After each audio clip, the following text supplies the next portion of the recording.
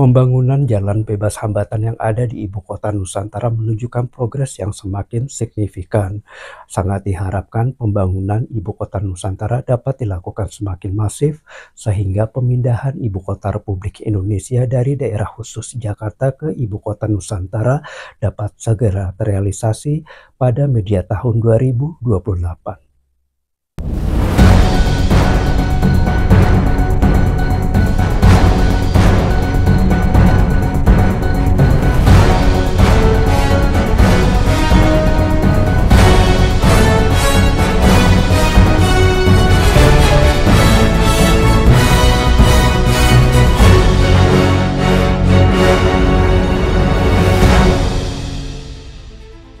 Jalan tol lebih dari sekadar jalan berbayar.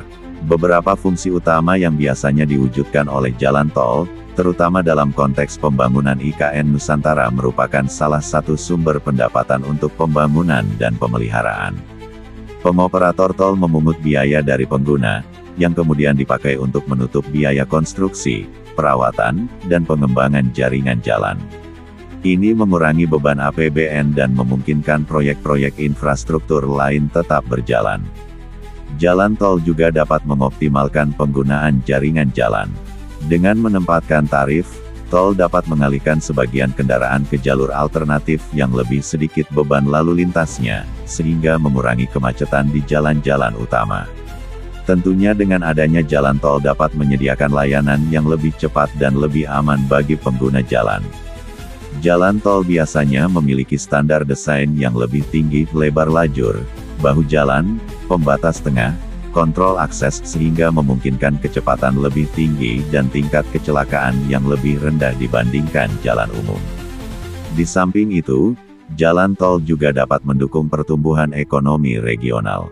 Aksesibilitas yang lebih baik memangkas biaya logistik, mempercepat pergerakan barang dan orang, serta menarik investasi industri, perdagangan, dan pariwisata ke kawasan sekitar tol.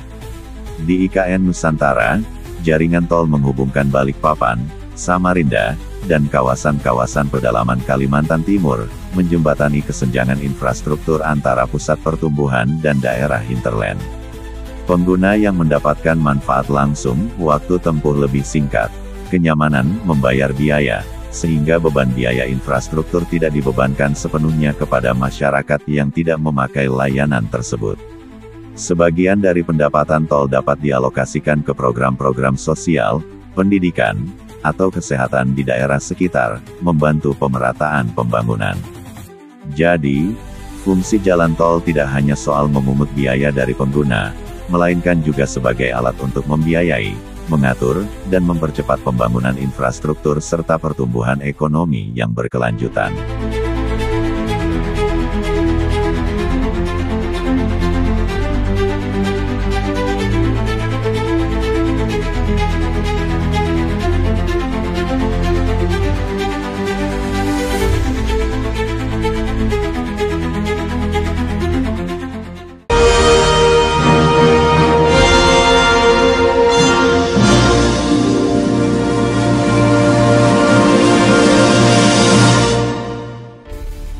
Pembangunan jaringan jalan tol yang menghubungkan Balikpapan dengan kawasan inti pusat pemerintahan KIPP IKN sudah mencapai 74,6% secara total.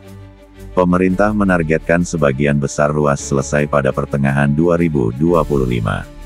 Saat ini, ruas-ruas utama yang sedang dikerjakan untuk proses penyelesaian meliputi Tol Seksi 6B Outer Ring Road, SP ITCHI, dengan panjang 5,7 km, progres fisik 41%, kontraktor adalah Brantas Abipraya, Bumi Karsa CPA KSO. Dilengkapi satu jembatan 370 meter, 2 overpass 82 meter, 24 box culvert, dan slab on pile di 2 lokasi. Target selesai Juni pada 2025. Tol Seksi 6C, akses tol IKN, panjang 5,6 km, progres 77,35%, kontraktor PP Waskita YPP KSO. Sudah ada perkuatan lereng, box culvert, multi-utility tunnel, secan pile, DPT, dan jembatan pelengkung. Target selesai pada Juni tahun 2025. Tol seksi 3A1 dan 3A2 yang menghubungkan Karangjoang KKT Karyangau. Tol seksi 3B1 dan 3B-2, menghubungkan KKT Karyangau SP Tempadung. Tol seksi 5A, SP Tempadung Jembatan Pulau Balang. Tol seksi 5B, Jembatan Pulau Balang SP Riko.